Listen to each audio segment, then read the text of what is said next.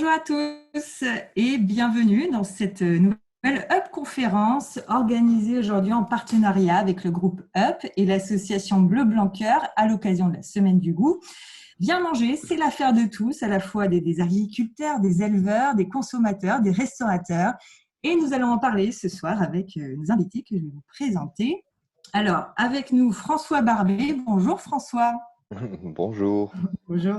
Alors, vous êtes directeur du marché des services aux commerçants du groupe Up et vous êtes engagé aux côtés de l'association Bleu Blanc Cœur.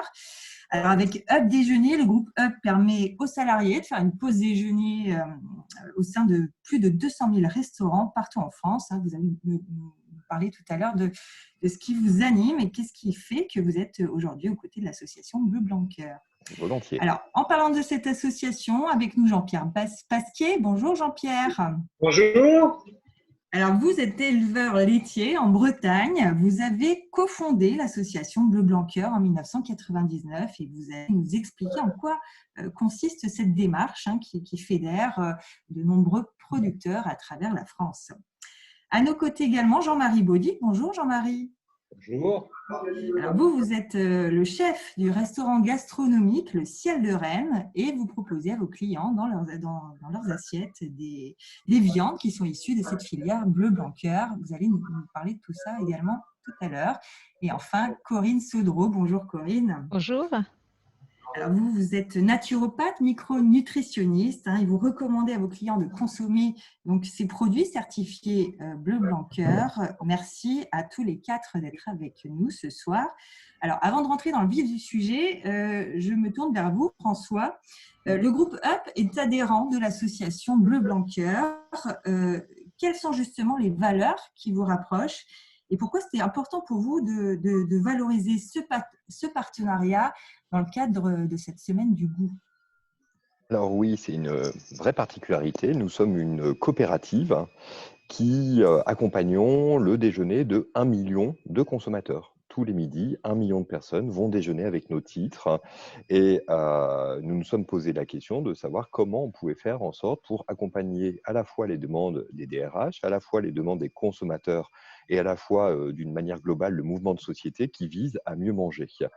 Et en amont de cette démarche, on s'est quand même posé la question de savoir si le fait d'avoir des titres restaurants et des chèques déjeuner en particulier avait une influence sur le repas des salariés.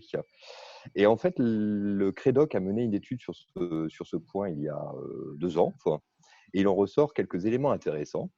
Le premier élément, c'est que les salariés prennent une pause plus longue, environ 15 minutes de plus, 1h15. Ils mangent un peu plus calorique, 40 calories de plus, et ils mangent surtout plus équilibré, plus de vitamines, plus de sels minéraux. Pourquoi? Parce qu'ils prennent des repas complets, et dans 60% des cas, c'est des repas au restaurant. Des salariés qui ont des titres repas, des chèques déjeuner, vont 5 fois plus au restaurant. Alors partant de là, on s'est posé quand même la question de savoir comment on pouvait accompagner le mieux manger, puisque il y a un enjeu majeur qui est celui de la santé et du bien-être. Être plus équilibré, en meilleure santé, ça répond aux enjeux des entreprises et aux enjeux personnels des salariés. Et ça faisait longtemps qu'on était en discussion avec un certain nombre d'acteurs, dont Bleu Blanc Cœur, et la démarche de cette association nous a séduits. Donc nous sommes devenus adhérents. Voilà, la coopérative Up est adhérente à l'association Bleu Blanc Cœur. On soutient un certain nombre de leurs actions, comme la démarche environnementale Bleu Blanc Cœur, que Jean-Pierre expliquera peut-être plus tard, par une dotation annuelle en chèque cadoc, l'un de nos autres produits. Et surtout, on valorise cette démarche auprès du grand public. Tous les mois, on édite des chéquiers et 3 ou 4 fois dans l'année, on met en avant cette association et la démarche de cette association auprès du grand public. L'objectif étant de mieux faire connaître cette démarche et nous inscrire dans la durée sur le bien-être et le bien manger. Alors justement, là, je me tourne vers vous, Jean-Pierre, pour nous expliquer en quoi consiste la démarche de l'association Bleu Blanc Cœur. Les producteurs que vous fédérez, sur quoi ils s'engagent? Alors bonjour à tous, je m'excuse un peu pour le cadre un petit peu sombre où je suis. Alors voilà, donc oui, donc on a un partenariat avec Up depuis maintenant plusieurs années. Alors notre démarche, elle est assez simple pour comprendre un petit peu d'où on est parti. C'est un peu de bon sens. La logique, c'est observer, comprendre, et puis derrière agir. Alors observer, c'est déjà voir ce qui peut influencer les modes de production et la qualité des produits qui en découlent. Comprendre, c'est avoir des validations scientifiques sur l'impact de tous ces modes de production et de toutes ces pratiques, vraiment valider scientifiquement pour voir si on a un impact sur la santé des gens qui vont consommer ces produits. Et agir, c'est ce qu'on est en train de faire aujourd'hui, c'est d'essayer de communiquer avec le plus d'humilité possible ce qu'on a découvert, nous, au fil des 20 années qui nous animent à Bleu Blanc Cœur maintenant, avec, en fin de compte, on a juste expliqué un phénomène naturel qui était, on est ce qu'on mange. Et ça fait des milliers d'années qu'on mange des produits qui s'étaient équilibrés par rapport à notre environnement.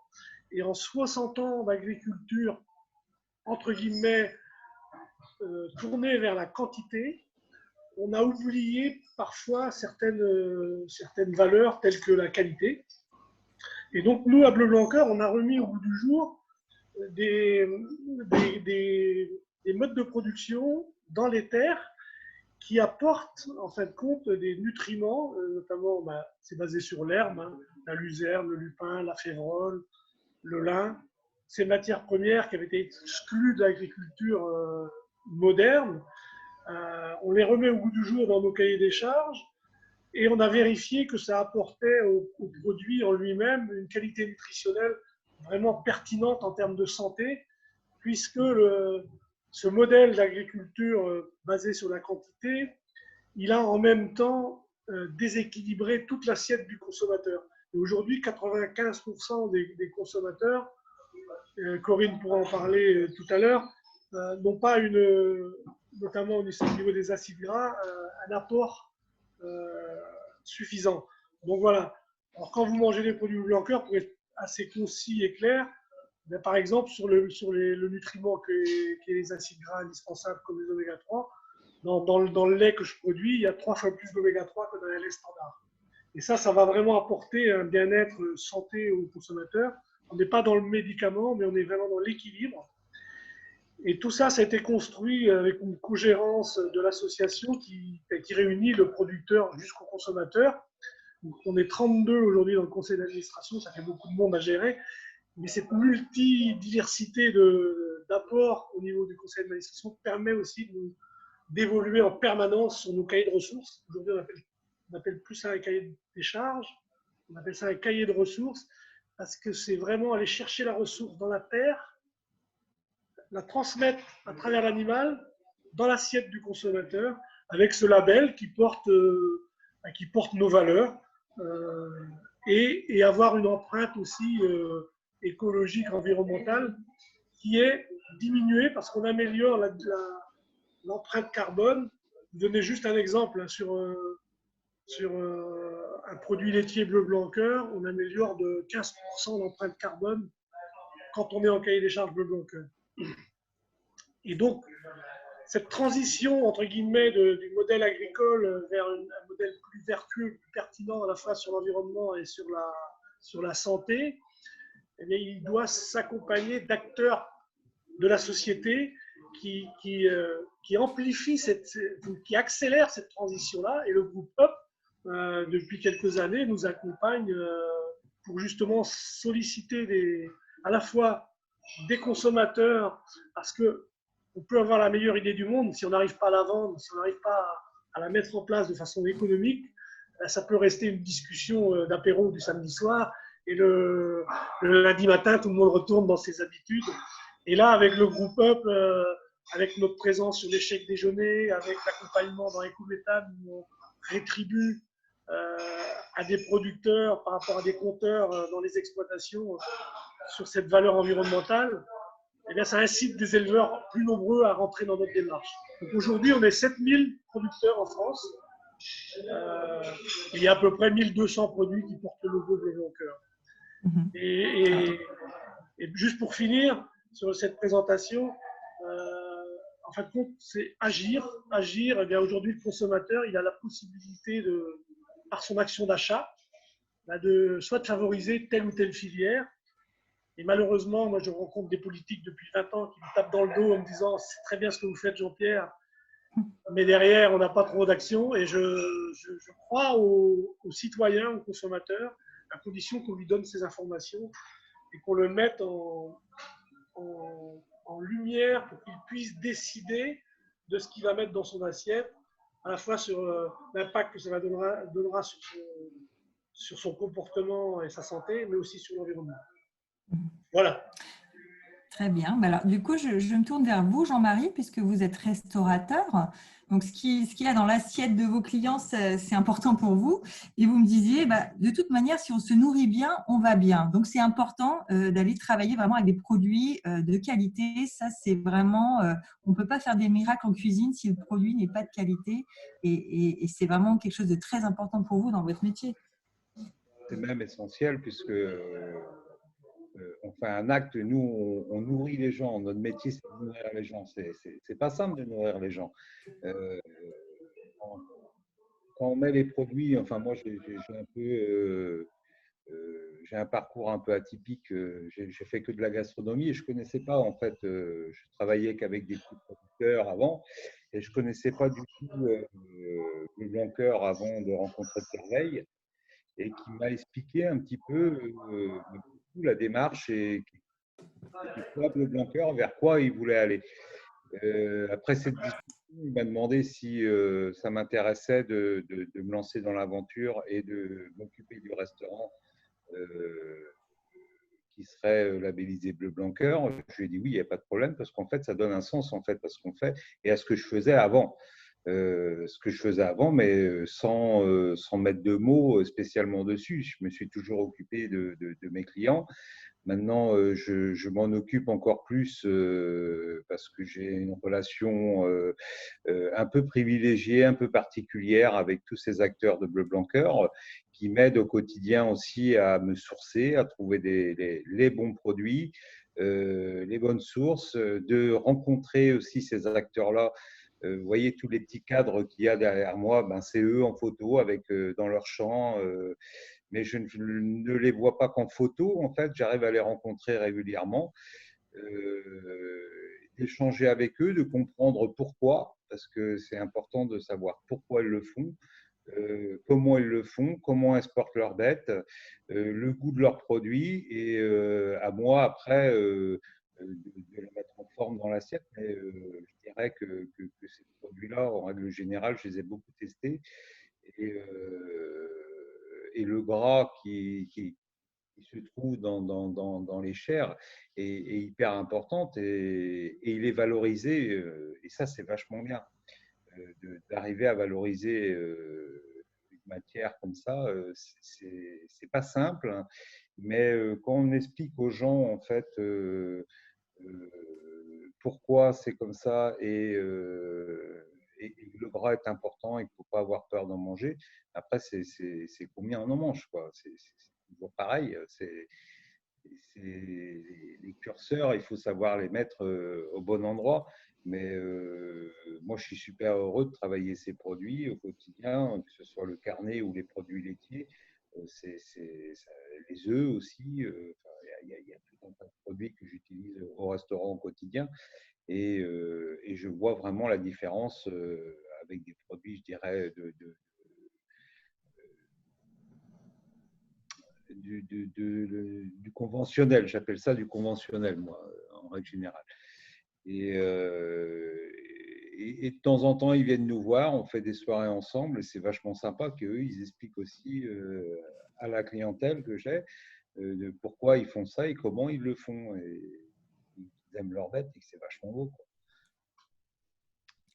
Bien sûr. Alors, Corinne, là, on parlait du gras, hein, le gras qui fait le goût finalement. Alors, y aurait-il du bon gras, du mauvais gras? Vous qui êtes naturopathe, micronutritionniste, les gens viennent vous voir pour se sentir mieux dans leur corps, dans leur tête. Qu'est-ce que vous leur dites alors par rapport au gras? Qu'est-ce qu'il faut Oui, savoir? Alors, bonjour, merci tout d'abord pour votre invitation. Donc effectivement, au niveau du gras, on a mené la vie dure au gras pendant des années et des années. Ça a été le lit de pathologies dites environnementales avec une obésité galopante parce qu'on a supprimé le gras de l'alimentation. Et moi, mon premier métier est celui d'être infirmière et c'est vrai que l'alimentation ne faisait absolument pas partie des conseils qu'on pouvait donner aux gens qui étaient malades, ils étaient soignés, mais on ne parlait pas du tout d'alimentation. Or, on a vu une obésité galopante avec une consommation bien plus importante d'hydrates de carbone qui, eux, se transforment en graisse qui est une graisse plutôt pathologique et avec des carences très, très importantes qui se sont installées dans la physiologie des consommateurs, donc des mangeurs que nous sommes. Donc c'est vrai que le fait de pouvoir manger du bon gras, ce qu'évoquait Jean-Marie, en fin de compte, on a la qualité du gras, on a la façon dont on va le consommer, donc qui va être préparé et cuisiné, et l'importance des oméga-3 qu'on va retrouver avec ce que nous propose Bleu Blanc Cœur. En fin de compte, on n'a rien inventé, c'est une alimentation qui était, je dirais, plutôt ancestrale. Avant-guerre, elle était naturelle, et après, avec l'industrialisation et l'arrivée des industriels dans le monde de l'alimentation, on a énormément perdu en qualité nutritionnelle, ce qu'évoquait aussi Jean-Pierre tout à l'heure. Et aujourd'hui, en passant par une alimentation, et grâce à Bleu Blanc Cœur, scientifiquement prouvé, donc c'est un côté vraiment rassurant, c'est-à-dire qu'avant c'était ancestral, on le faisait naturellement sans se poser de questions et on était globalement en bonne santé. La vie était plus dure, mais on était en bonne santé. Au fur et à mesure du temps, on a perdu, on a un impact délétère de la santé avec, je parlais de l'obésité, mais on a les diabètes, enfin, il y a beaucoup de pathologies qui se sont installées. Et aujourd'hui, on sait que en passant en premier lieu par l'alimentation, on va gagner en efficacité pour pouvoir lutter contre ces pathologies. Et c'est vraiment très efficace et c'est des outils importants. Le gras, il faut effectivement ne pas en avoir peur, il faut savoir bien l'utiliser, il faut avoir un bon ratio oméga 3, oméga 6. Donc, le fait de consommer des produits bleu blanc cœur d'emblée dans l'assiette, on va retrouver beaucoup plus d'oméga 3 qui va nous permettre d'avoir un bon équilibre sur cette balance d'acides gras. Et en plus, et je rejoins Jean-Marie, c'est que les saveurs sont portées par le gras. Donc, à partir du moment où on va manger des produits savoureux, gustativement agréables, avec une valeur nutritionnelle optimum, on n'est que dans le plaisir. Et nourrir, c'est vraiment apporter du plaisir. Et ce qui fait que là, on est sur une spirale vertueuse, puisqu'on va être dans le respect du métier de personnes qui se sont engagées comme Jean-Pierre et d'autres, évidemment, paysans, je prends le terme générique, mais c'est vraiment très important. Et du coup, tout le monde peut s'inscrire dans cette spirale. Et on le voit aussi avec des entreprises comme Up qui vont porter ce message-là qui n'est pas toujours évident à recevoir. Donc, tous les réseaux, tous les vecteurs sont vraiment importants pour pouvoir communiquer sur cette valeur-là, qui pour moi, c'est la valeur santé, mais évidemment, c'est m'inscrire dans une chaîne de valorisation à tous les niveaux et un respect animal aussi pour leur santé et leur propre santé.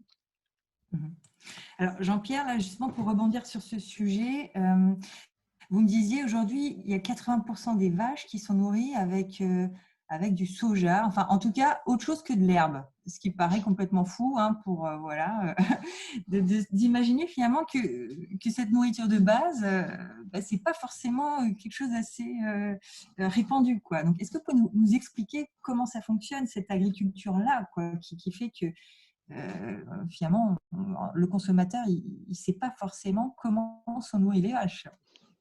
Oui, je peux amener un petit éclairage.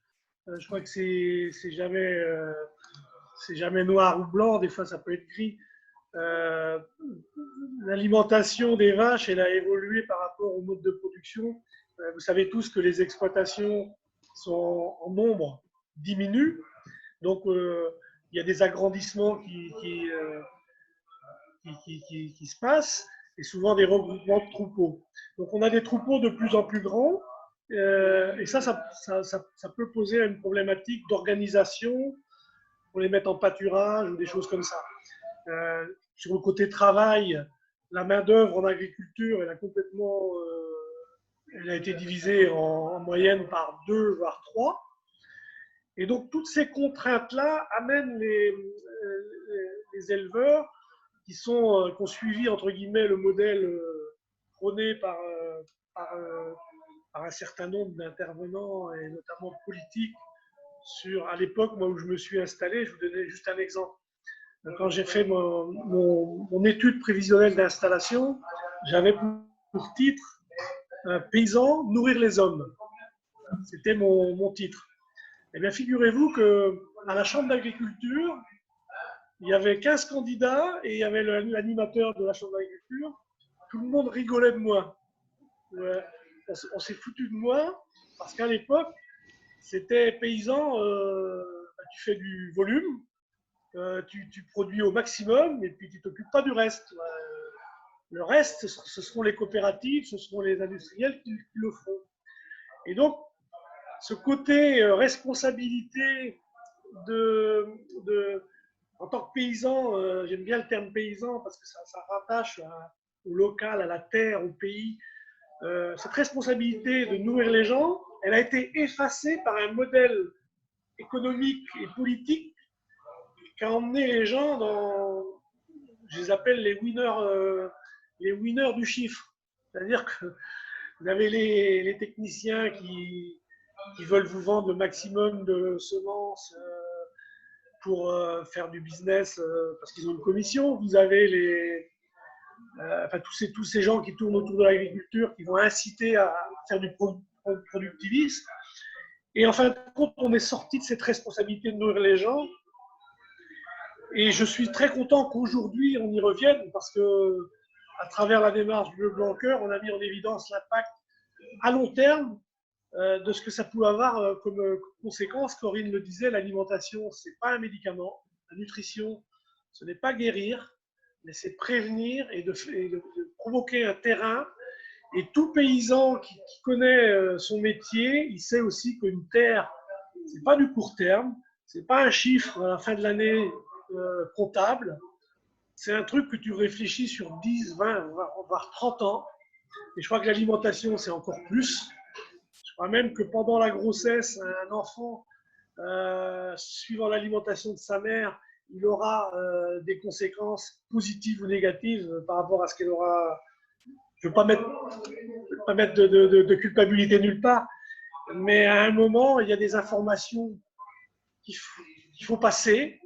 Et nous, dans notre démarche, avec toute l'humilité qu'on doit avoir par rapport à ce que la science nous apporte, parce que la validation scientifique, moi, ça m'a permis de comprendre des phénomènes naturels que je connaissais, parce que mes parents me l'avaient fait voir. C'est-à-dire que quand on mettait les vaches à l'herbe, moi, quand j'avais 10 ans, mes parents, quand ils mettaient les vaches à l'herbe, à l'époque, il n'y avait pas de maïs et le soja, mais il y avait le foin et les betteraves. Et déjà, quand on donnait de l'herbe au printemps, on n'avait pas la même qualité du beurre. Et tous nos clients, parce que la vente directe, on ne l'a pas inventée, elle existait bien avant les années 80, les années 2000. Et tous nos clients, on avait 200 clients sur la ville de Fougères, la semaine suivante, ils nous disaient que c'est extraordinaire, le goût du beurre a changé, qu'est-ce qu'il est bon. Voilà. Et c'est de cette réflexion qu'est née la démarche Bleu Blanc Cœur, puisque la genèse de la démarche Bleu Blanc Cœur, c'est dans les années 90, où j'ai rencontré un ingénieur agronome qui a su m'expliquer scientifiquement cette différence à la fois de goût, de texture, et derrière, il est allé chercher même la qualité nutritionnelle, et lui m'a apporté une réponse scientifique à un phénomène naturel qui est sous nos pieds depuis des milliers d'années, mais qu'on n'a pas pris en compte.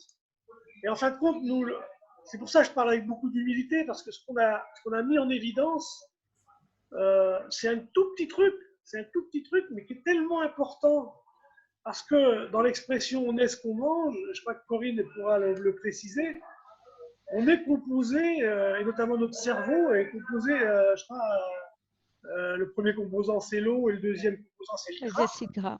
Ouais, les acides gras. Et à l'intérieur de ces acides gras, il y a pratiquement 50% d'oméga 3. Donc on est ce qu'on mange, sauf que si on n'en mange pas, on ne peut pas les fabriquer. Il faut qu'on les trouve dans nos assiettes. Et comme je le disais tout à l'heure, en 60 ans d'agriculture, on les a complètement enlevés de la terre. parce qu'on a mis des cultures qui n'en contiennent pas. Et ben nous, on les remet dans la course, mais par contre, on l'explique. Et on l'explique, et la science nous permet de poser des questions, de valider nos choix et de proposer un choix aux citoyens et aux consommateurs sur quelle agriculture demain il veut, quelle alimentation demain il veut. Et je crois que notre rôle, il est là, et moi je suis très fier de le partager avec vous, parce que, comme le disait Jean-Marie, on est tous acteurs, on a tous ce rôle-là. Je cite souvent le colibri. Je ne sais pas si vous connaissez l'histoire de Pierre Rabhi, qui est le petit colibri, c'est un incendie, un feu de forêt. Tous les animaux fuient la forêt pour se dégager. Et puis il y a un petit colibri qui va chercher de l'eau à la mare et puis qui arrose le feu à chaque goutte. Il fait des tours et des tours. Et les animaux de la forêt lui disent: mais attends, ça ne sert à rien ce que tu fais.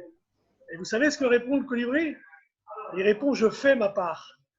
Et à un moment, si tout le monde fait sa part, on peut changer le mode de production, on peut changer dans nos champs, on peut changer l'importation de soja à outrance. D'ailleurs, dans les cahiers de ressources bleu blanc cœur, on s'y penche, on l'a déjà réduit et on va maintenant même réussir à s'en passer, à condition de remettre dans nos cultures françaises des protéines de substitution. Et donc on gagnera à la fois sur la partie nutrition et sur la partie environnement. Encore une étape, encore une marche supplémentaire. Et tout ça, ça viendra par la société, ça ne viendra pas par les politiques, je l'ai dit tout à l'heure, ça viendra par des actions et par des communications qu'on est en train de faire aujourd'hui pour dire: c'est vous les acteurs de demain sur le climat, sur la nutrition, sur la santé. Et sur le long terme, je peux vous garantir, et là c'est l'éleveur qui parle, parce que ça fait 20 ans, ou plus de 20 ans maintenant, ça fait 30 ans que je nourris mes vaches comme ça, que sur le plan santé et longévité, ça n'a rien à voir. C'est-à-dire que si vous prenez la moyenne de réforme des vaches laitières en France, c'est entre 5 et 6 ans.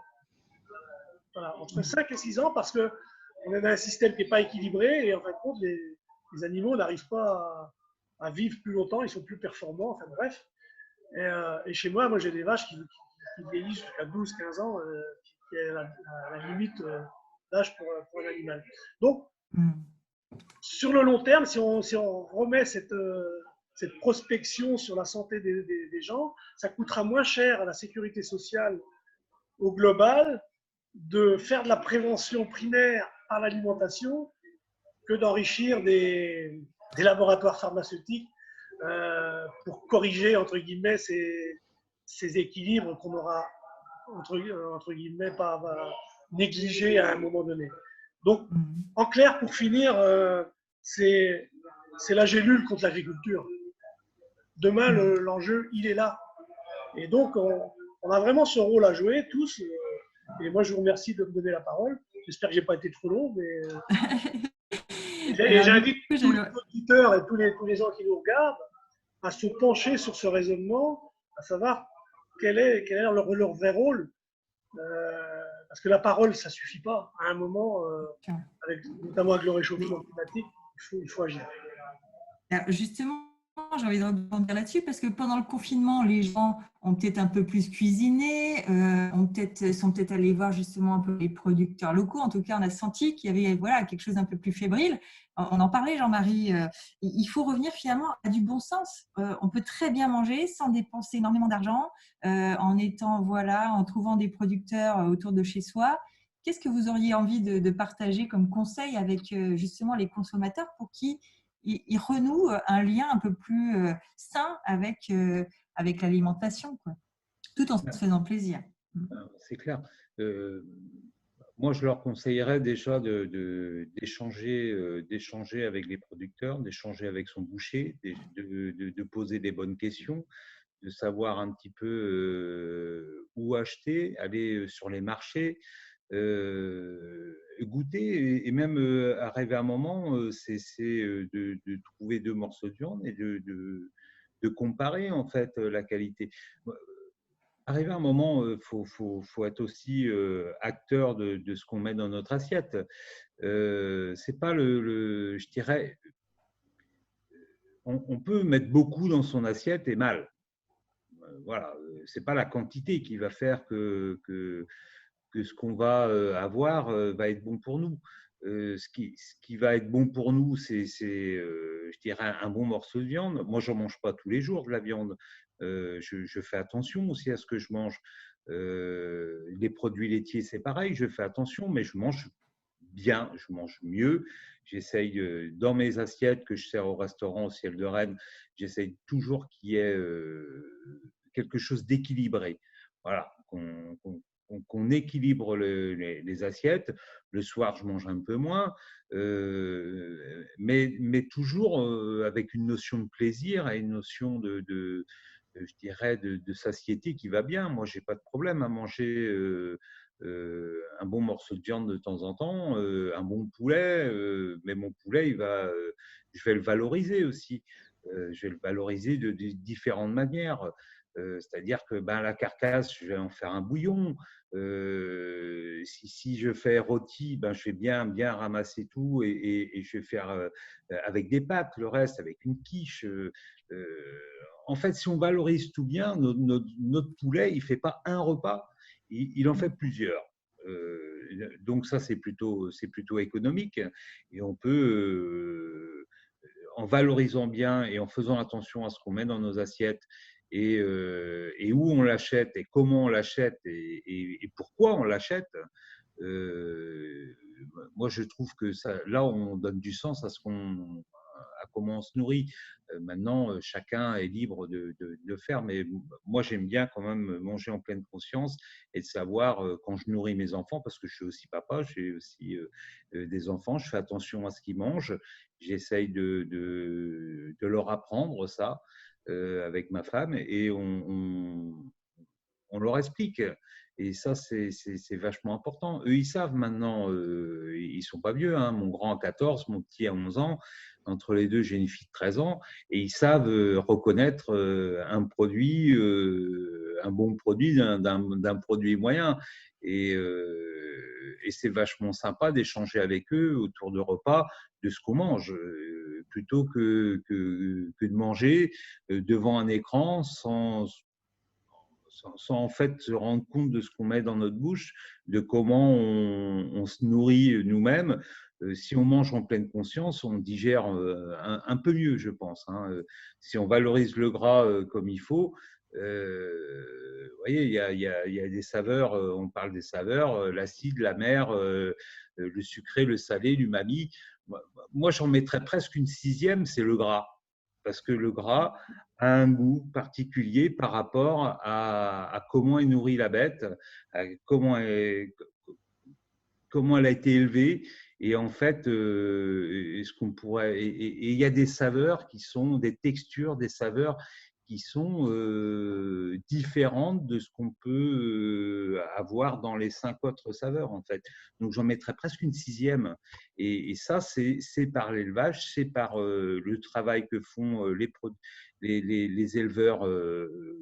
Et là, je parle beaucoup en bleu blanc cœur parce que ce gras, en plus, est valorisé.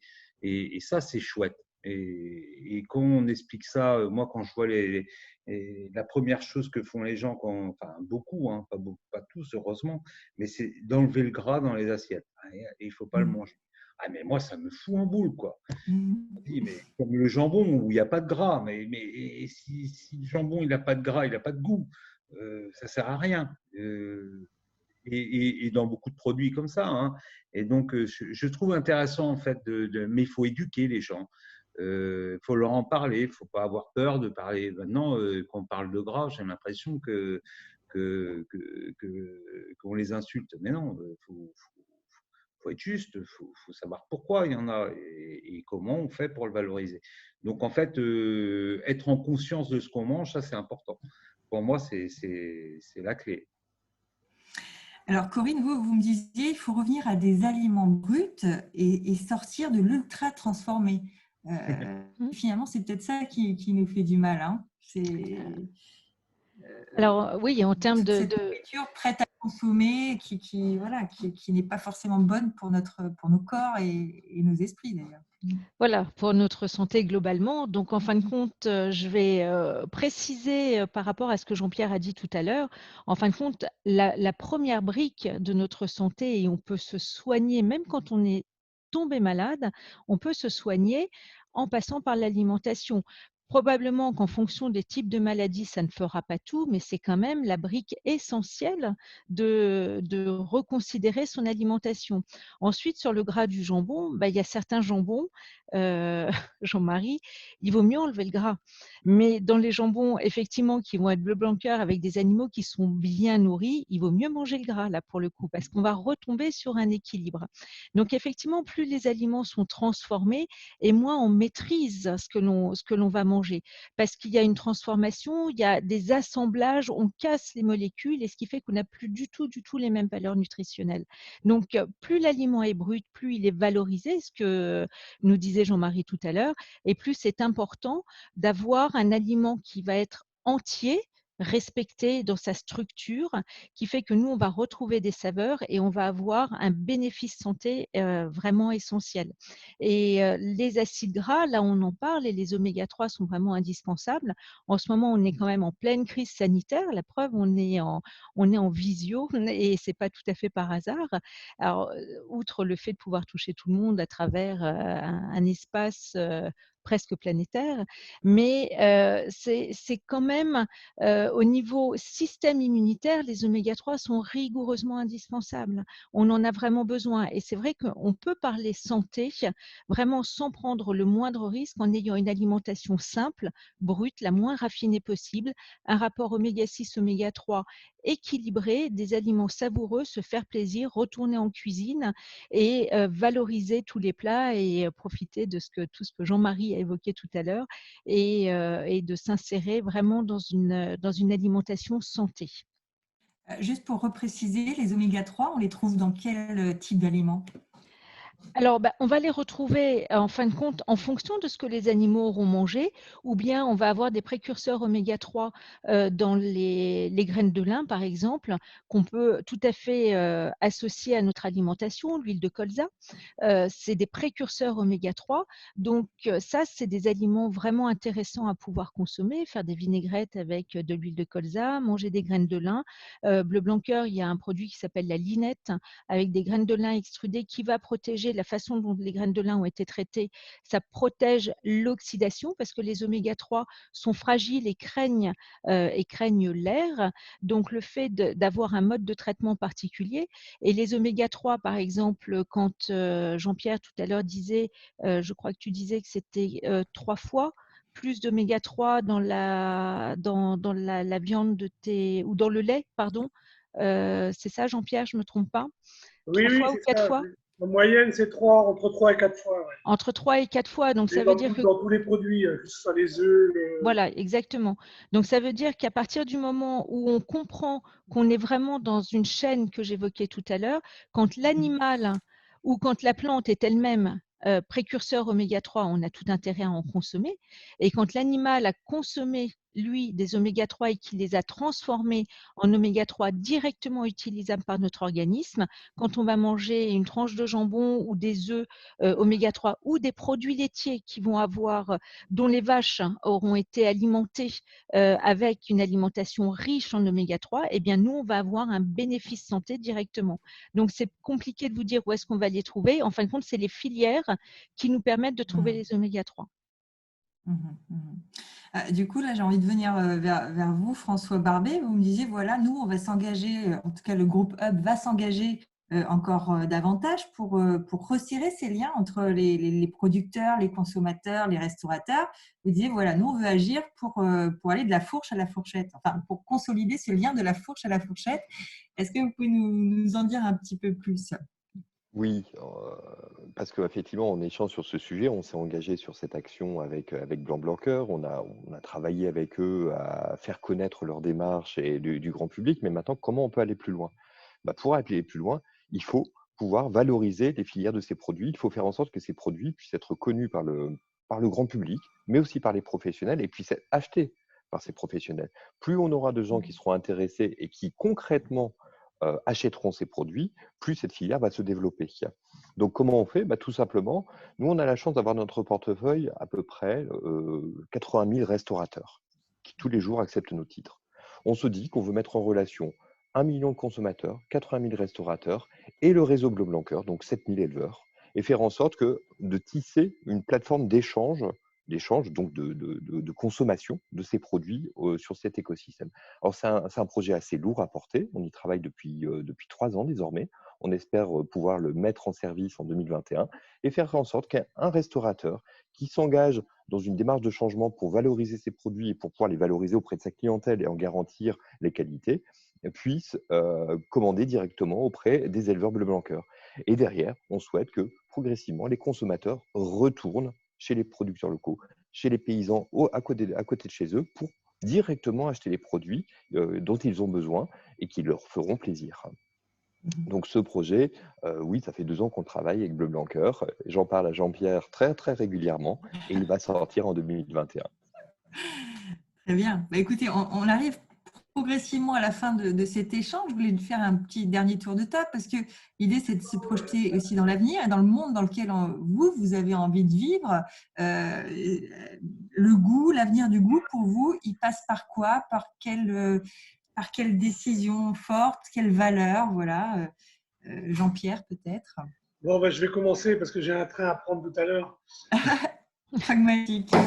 Le dernier arrivé sera peut-être le premier parti, mais bon. Moi, j'ai envie, depuis que j'ai rencontré, moi, ma vie, elle est faite de rencontres. Et je me dis que j'ai eu la chance de sortir de mon exploitation, de ma ferme. La première fois, c'est à 18 ans, parce que j'ai fait des stages, parce que sinon j'étais chez mes parents, comme à l'époque ça se faisait. Et à un moment de temps, je me suis rendu compte que le monde, quand on est dans un seul monde, ou que d'un côté de la barrière, on ne se rend pas compte de ce qui se passe de l'autre côté et on ne peut pas envisager les problématiques. Et souvent, on se réfugie dans le fait que quand on ne connaît pas, ça fait peur. Donc, les rencontres, moi, ça m'a permis de m'ouvrir sur des problématiques que je n'imaginais même pas. Et derrière, de trouver des solutions. Je vais vous donner juste un exemple de ce qui m'est arrivé je trouve ça un petit peu, peut-être vous allez trouver c'est démagogique, mais quand mon fils de 18 ans a voulu fêter son anniversaire, donc il a invité tous ses copains à la ferme, parce qu'on avait un bâtiment qui était disponible, donc c'était facile, et puis il pouvait dormir sur place après la fête. Le soir de l'anniversaire, j'avais un village, donc je suis allé voir les enfants, enfin c'était encore des enfants à cet âge-là, mais à 18 ans, on commence déjà à avoir des idées politiques bien branchées. Et je leur ai dit, ceux qui veulent voir un village, ils peuvent venir voir le village. Et là, tout le monde est venu. Et après, le village s'est très bien passé, tout le monde était content, parce qu'il y avait les 3 quarts qui n'avaient jamais vu ça. Et après, ils ont dit, il faut absolument venir boire un coup avec nous. Donc je suis passé juste dans la fête un quart d'heure, et là, on me parlait de capitalisme, on me parlait de fin dans le monde. Parce qu'à 18 ans, on est révolté contre ce qui se passe dans le monde.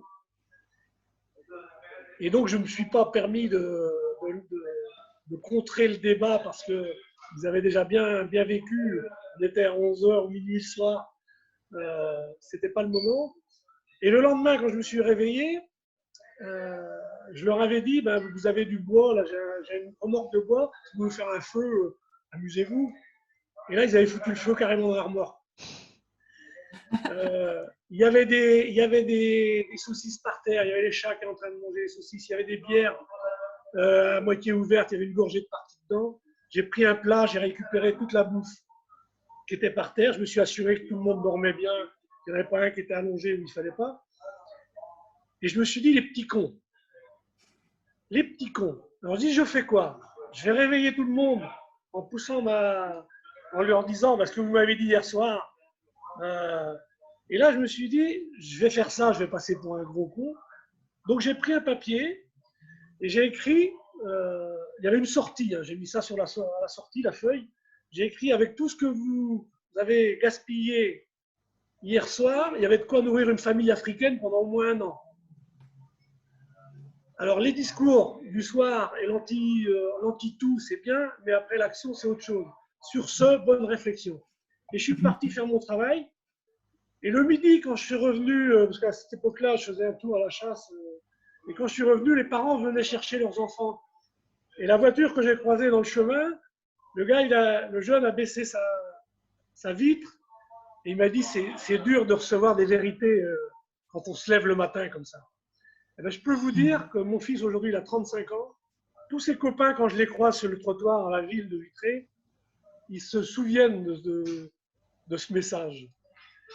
Et le message que je veux passer, c'est qu'on est tous acteurs, mais que la façon dont on va dire les choses et dont on va les communiquer, elle est aussi importante que l'action. Et c'est pour ça que je remercie vraiment ce partenariat.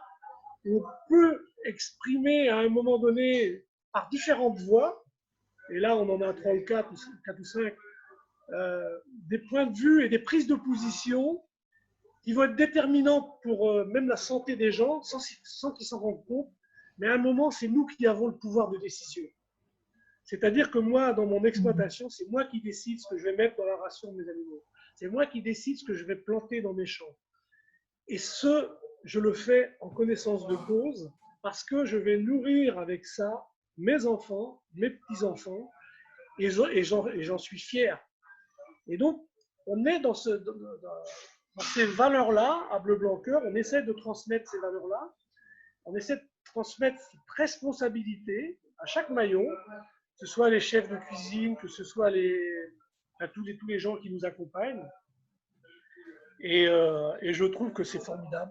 C'est formidable parce qu'on est dans le positif. On n'est pas dans la restriction, on est dans le sourire, on est dans l'action, on est dans la démonstration qu'on peut faire les choses autrement, qu'on peut en vivre économiquement et qu'on peut se sentir bien, parce que c'est du bien-être de donner du bon aux gens. Quand tu sais que tu fais les choses le mieux possible par rapport à toute l'information qu'on t'a donnée, et je crois que la société aujourd'hui, elle est submergée d'informations par les réseaux sociaux et tout, mais surtout de désinformation. Et chacun, là, on le voit avec… Alors Jean-Marie, vous…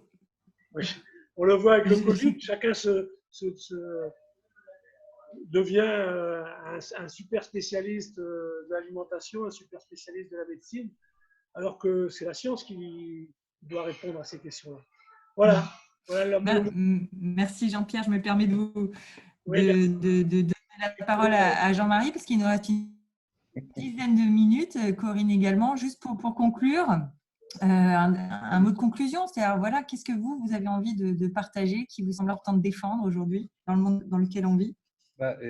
Moi, j'aurais envie de partager l'échange. L'échange avec… parce que Jean-Pierre, il a un peu résumé, mais pour moi, tout seul, c'est bien, mais ensemble, c'est mieux. On va beaucoup plus loin. On arrive, nous, cuisiniers, à beaucoup plus échanger, donner de la valeur, et en même temps, il y en a beaucoup qui parlent, mais très peu qui sont dans l'action. Et il ne faut pas avoir peur, en fait, de défendre un projet, de défendre des produits, de se dire pourquoi je le fais. Donc, se poser les bonnes questions. Et pour demain, je pense que, là, avec tout ce qui nous arrive, les gens se posent les questions. Et maintenant, c'est ensemble, c'est à nous de leur donner les solutions et leur offrir ce petit moment de répit, ce petit moment de bonheur qu'est de se nourrir, en fait, hein, et de se faire du bien. Voilà. Corinne, un dernier mot également pour partager avec les personnes qui nous regardent, justement, peut-être voilà, qu'est-ce qu'il faut retenir pour bien se nourrir et se sentir bien dans l'avenir? Alors, je pense que justement, bien se nourrir, en fin de compte, pour moi, l'élément le plus important, c'est un partage de connaissances, un partage qui peut justement donner du sens à ce qu'il est plutôt recommandé de faire aujourd'hui. Le fait, je parle toujours de cette chaîne, mais de s'inscrire dans une chaîne et de comprendre que nos actes, notre décision d'achat, les décisions de ce que l'on va mettre dans notre assiette, le choix de notre bonne santé, du bien manger pour pouvoir continuer à aller bien, à être dans la joie aussi, parce que plus on est en bonne santé, plus on mange bien et plus on est de bonne humeur, puisque ça a un impact très positif sur notre cerveau et la synthèse de nos neuromédiateurs et de la façon dont ça va fonctionner. Donc pour moi, je pense que le partage de connaissances, d'autonomie et de donner du sens, c'est vraiment essentiel.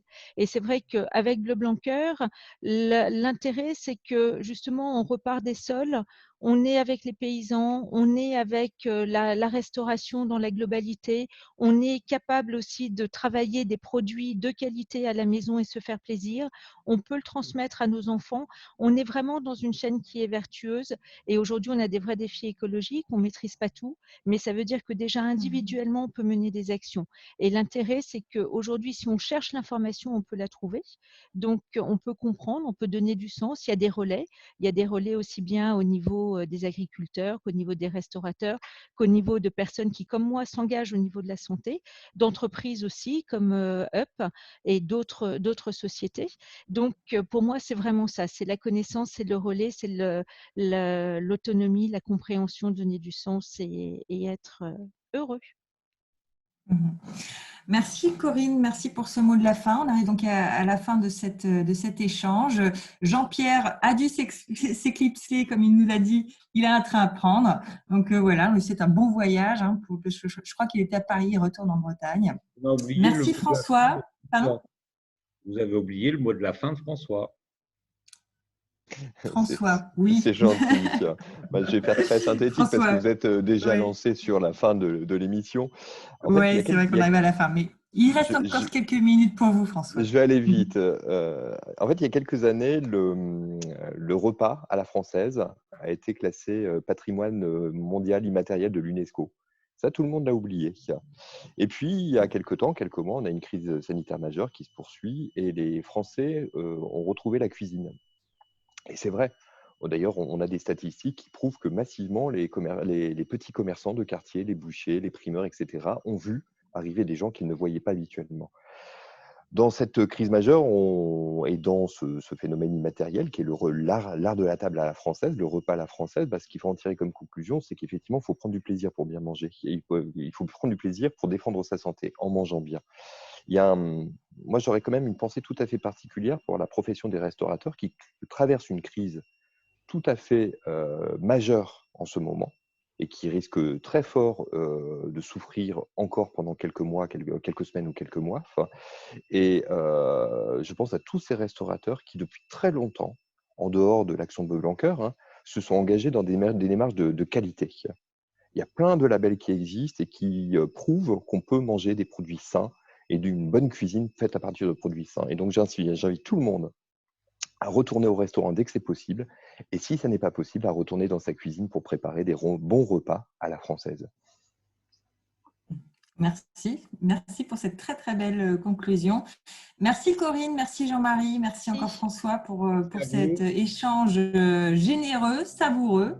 Et donc, bien sûr, on pourra retrouver cette conférence sous forme de podcast sur le site de mouvementup.fr. Je rappelle que Mouvement Up, c'est un média dédié à la transition écologique et sociale. N'hésitez pas donc à découvrir ce média.